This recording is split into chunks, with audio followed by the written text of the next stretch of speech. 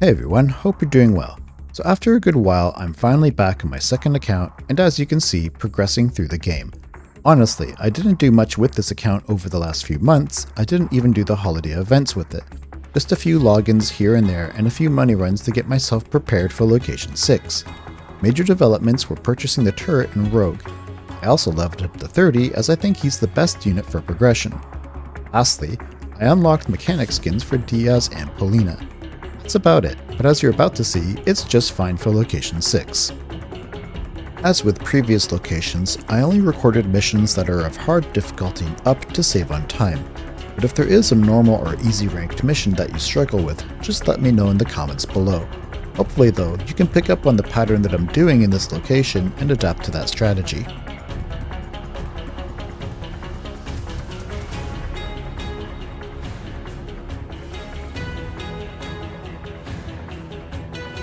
Leading off from my last video about Austin, I decided to invest with the mechanics since I find them to be the easiest faction with a good deal of flexibility for the next few locations.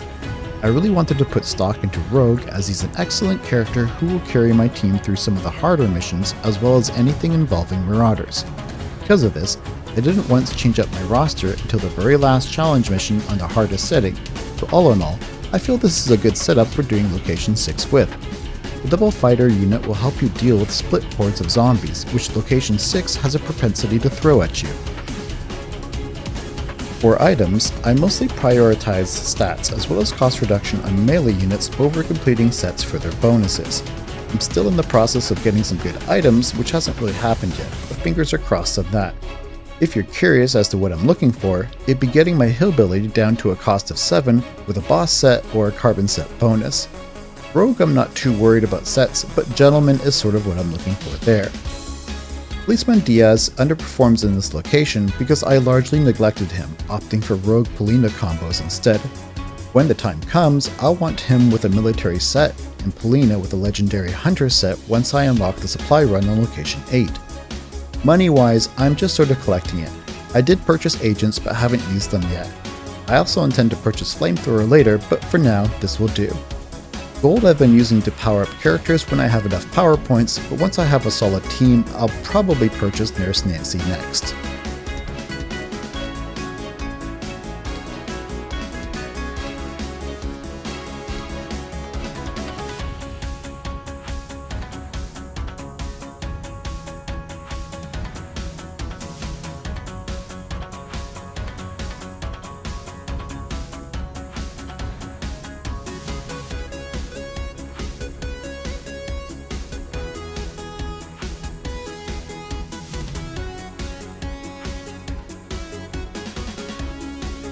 Location 6 was pretty easy for the most part. I didn't really struggle anywhere, and the only challenge was being able to not finish levels before repairing the bus back to full after taking a few hits. Again, mechanics are a great team to progress with since they're easy to finish levels with 3 stars with. If you're having trouble dealing with numerous zombies coming out, I'd say to remember not to send melee units out in quick succession. Instead, send one out and then the other so it will not engage with the same enemy as your first unit.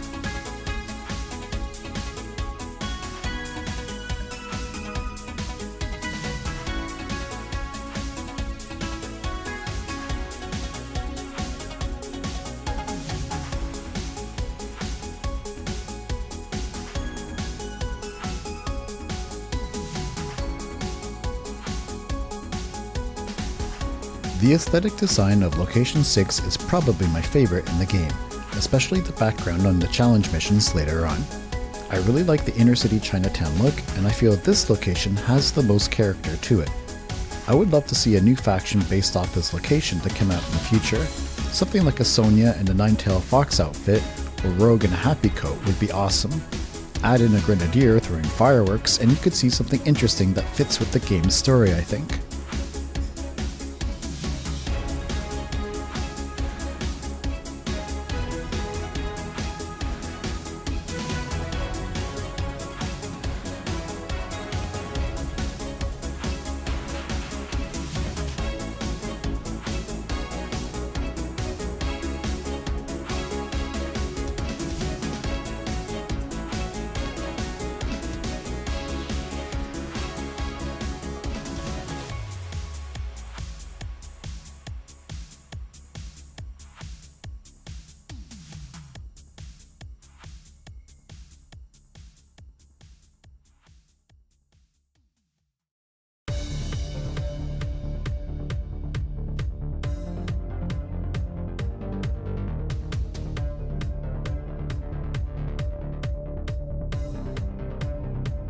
I didn't use it here, but just a reminder that the red barrel can still be used to burn the bodies of undead zombies, even in the rain.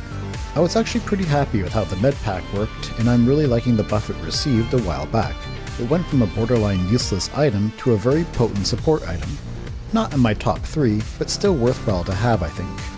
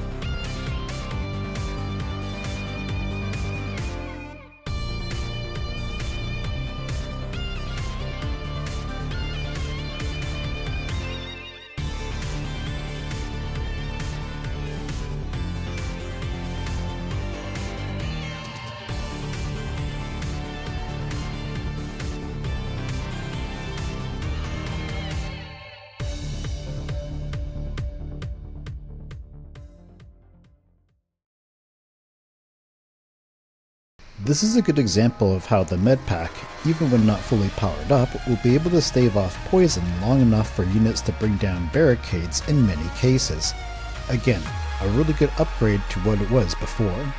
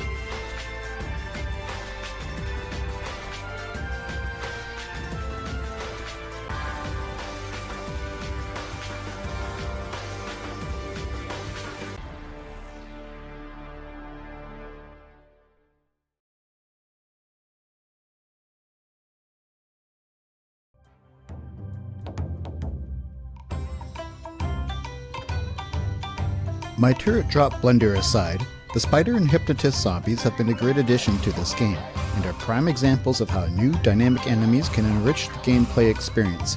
When these enemies were first released, I'd already finished the game, and their presence outside the metro in Location 8 was trivial at the time. Running through the game a second time on a new account, I can tell you now that these locations are much more fun than they were, in part because of them.